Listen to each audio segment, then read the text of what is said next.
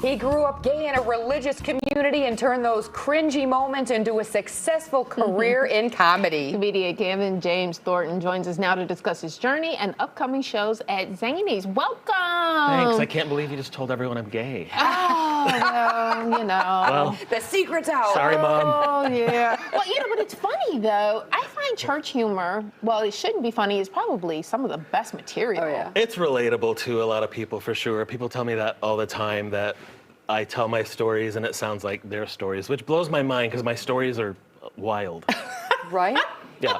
Wow. So is that how you knew immediately this is where I'm going to get my material from, because they're just so wild? No, it was just like it was a really long progression. I didn't even know I was going to end up in comedy, but at some point I just started like telling people stories about growing up, and everyone was like, "That is the craziest story I've ever heard in my life."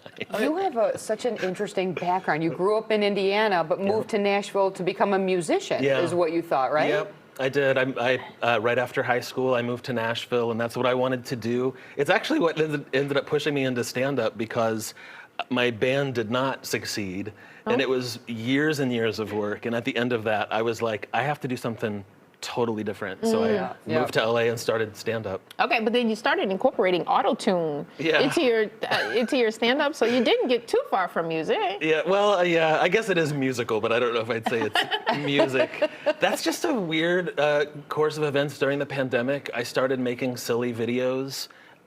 There was no thought behind it. I just found that vocal effect, and I'm like, oh, maybe this would be funny if I told this kind of traumatic story, but like in a song, and it just took off. So that's part of my thing now, whether I want it to be or not. Yeah, everybody expects something from it. Right. Yeah. So music basically prepared you for this. It was kind of well- like the first step in your comedic journey. Yeah, I guess. Again, I want to say that I don't know if I would consider it music. Okay, I'm just right. randomly singing. Sound. Yeah. Sure.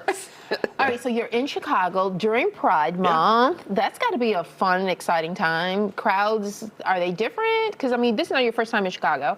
Yeah. So are the crowds a little bit more like hyped to see you, amped to see you? Because is it a huge part of your show, or? Well, I mean, I'm very honest about my show is very personal about my life, but I wouldn't say that my audiences are especially gay audiences. It's actually more people who relate to the church stuff. Right, and I want to talk about that too. Related, we were listening to some of the act in the office, and just exploding laughing, because I think a lot of us can relate to that. Yeah. Having all like gone to church as kids or Sunday school or whatever it might be. So do you find that a lot of people relate to that side of it? Yeah, and I make a big effort to not be disrespectful about Yeah. It's not nothing about belief or faith. It's more about being a dumb teenager. Like, that's my stories are me. That's the world I was in, and all of the really dumb things that teenagers do. It's a lot of that kind of relatability, I think. And I just happened to be in a church while it was all going down. So is that the subject of your special? You have a special that's been out for a couple months now on Apple TV Yes. and Amazon. Yeah. Prime. Yes. So is that, tell us about that show. Yeah, I would say it's mostly about it's people often say they feel like they just watched like a coming of age movie when they hear my set, because it's ultimately about figuring out who you are and embracing yourself and laughing about Right. all of the silly choices we make. Yeah. Okay. Do your friends and family back home come up to you and say, "Oh my God, I remember those moments"? Because you all kind of grew up in the Yes. same, community, same church and whatnot. Yeah, a lot of people do like reach out, and especially the last couple of years, would be like, "You'll never believe my friend at work showed me your video," and I'm like, "I know that guy." Yeah. It's like the random power of social media. Yes. Yeah, but do you ever feel like you're gonna run out of material? Yeah. Well, because it's like personal stories. Yeah, I have a sure. lot of them, but yeah, I'm like there are moments where I'm like, what other really embarrassing memory do I have? I think That I could share with the world. Yeah, and make myself even more embarrassed. All right. Well, you built a great following on social media too. Yeah. That's where a lot of your base Great, is. millions. Yeah. Millions. How did you do that? It was just the right place at the right time. It was during the pandemic. I think everyone was just at home. Okay.